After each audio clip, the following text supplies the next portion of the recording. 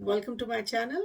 I'm Shweta, and this video is for anyone who loves the waters and the ocean is calling you. Painting the seas seems to be a daunting task, isn't it? Doesn't have to be. If you follow along what I'm going to be teaching and how I do it, it's definitely something you can achieve in no time. Isn't this view of the ocean extremely beautiful? Where the sky is soft and light with wisps of clouds drifting in and out. And you can also see the shades of blues and grays against the white foam that the waves are creating. The water below creates a calmness against the blue skies and the turquoise waters. I took this inspiration and the irregular coastline to create a very simple seascape that anyone can paint. I also decided to create a windy pathway that will lead to the waters. So when I'm sketching out my watercolor layout, I like to invite the viewer into the painting. In the foreground, I decided to have some sand dunes with tufts of short and long grasses swaying in the shades of soft green, gold, and hints of ochre. The sandy pathway winds through the dunes, inviting the eye towards a rhythmic and flowing waves that are way beyond one's horizon. The whole painting will capture a peaceful energy of the sea, where I'm trying to balance the light, movement, and tranquility. Over here, you'll see that I'm laying the water on the paper on the upper section of the watercolor pad, but it's not important as the ocean is the focal point in this painting.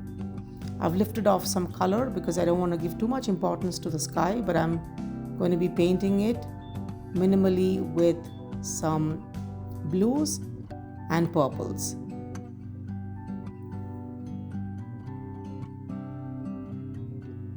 Stroke the paper gently without creating very hard edges. And even if you create a hard edge, you can always go in there, use your natural hair brush and soften those edges. I'm laying the yellows and the greens in a very light value, the initial wash, so that I know where the water is, where the sand dunes and the grasses are going to be. It gives me a foundation for laying the darker values and the details as I move forward with the painting. Just blend everything together in a natural way, and also take notice that after the initial wash was dry for a few seconds, I added the darker shades of the green, because when you're coming closer towards the foreground, that's where everything gets dark and bright, as opposed to anything in the horizon. Farther away, objects are always going to be lighter. Keep in mind that the mixes of paint and water ratios are different when we paint the skies, it's different when we paint the foreground, and it's also different when we paint the ocean and the grasses. The initial washes, the sky and the foreground are all dry. Now I'm going to add the horizon line. I'm just creating an absolutely straight line to create the horizon line, and I'm wetting the paper again to create the waves of the water, the silent water at the distance. Once that's going to be dry, I'm going to be adding the waves. But make sure that you add them in a way that you're not taking away the entire white from the painting. That means you're preserving the white on the paper. My hold on the brush is loose but firm, and I'm just wiggling and making those curves, but retaining the whites to create waves. And all the whites are going to be the foam or the waves that we see in nature. I'm going in and adding some more of the darker blues working in quickly. You'll also notice that the waves are getting thinner and leaner as I'm coming towards the shore. And while the paints are still wet, I'm going in and adding the darker values of the blues to the previously laid paints to create some depth and movement.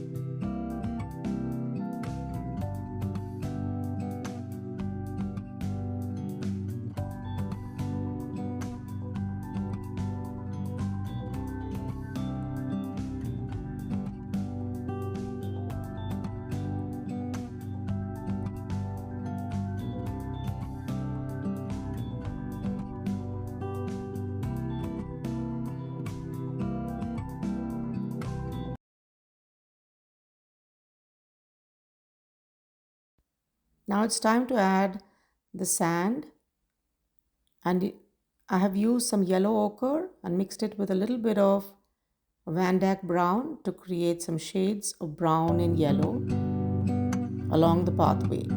Even if you mix a little bit of green, that's fine, because that's the way it is in nature. You need to vary the colors. That's what creates a natural look and not a unified block kind of a look where everything is too tight.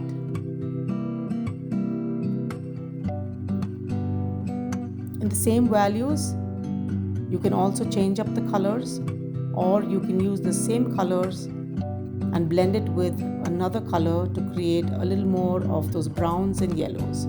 Lift off some paint as you may want to create some highlights. Now on the left side, the paints are dry.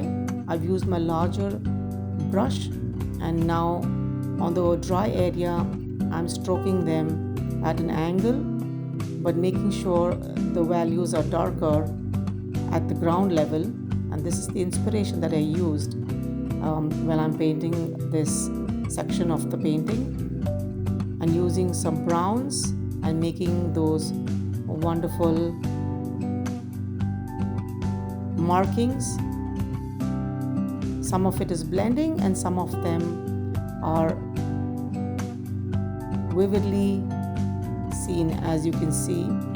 I love the whites and all those shades that are peeking through while I'm making the strokes. I'm not unifying any paint on the paper. So we need to be really careful when we are making these marks, because we do not want to take away the effects of the paints that were settled on the paper.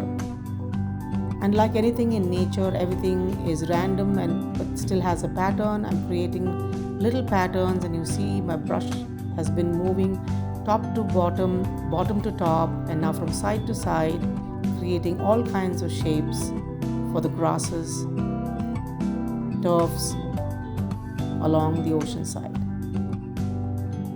I'm wearing the colors from dark greens to light greens to yellows and browns.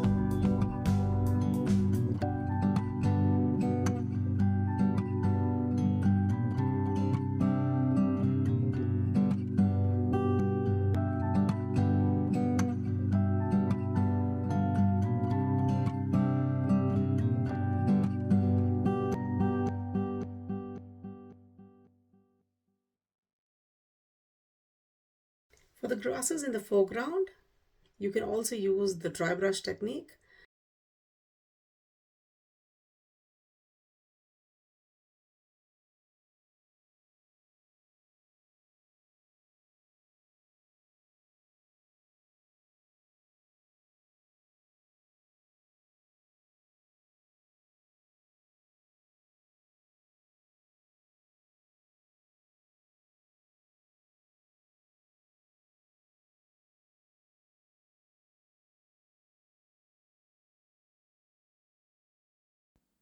At this point, as the water and all the other paints are dry, I decided to take the grasses a little higher up in the horizon to create a beautiful interest rather than having the upper section completely uninteresting and a lot of details on the weighing more on the bottom side. I created an effect where the lower section is going to blend with the higher section by creating those grasses that look way up into the sky. I'm using a pointed brush, a smaller brush, and just tapping along the way to create thin, long grasses.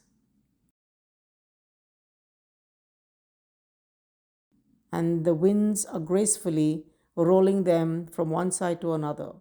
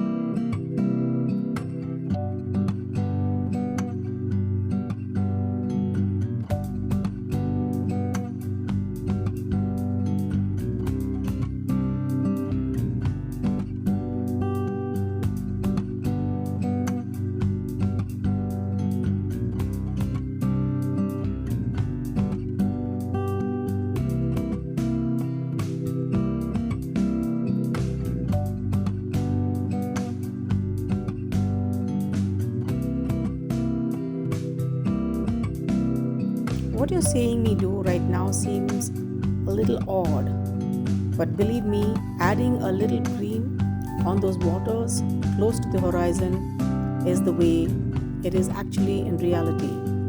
The deep waters can be blue, green, and all shades in between. This also helps to tie the painting together in a well-balanced manner because we have a lot of greens in the foreground. Trust me, it works.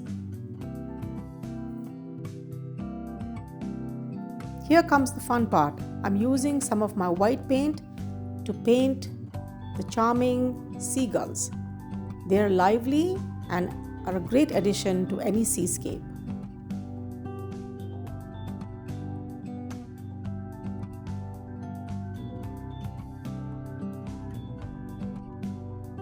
Randomly, I'm placing the seagulls, some on the waters and some in the skies, as if they're diving deep or yet to dive deep to catch those fishes. I'm also using a little light gray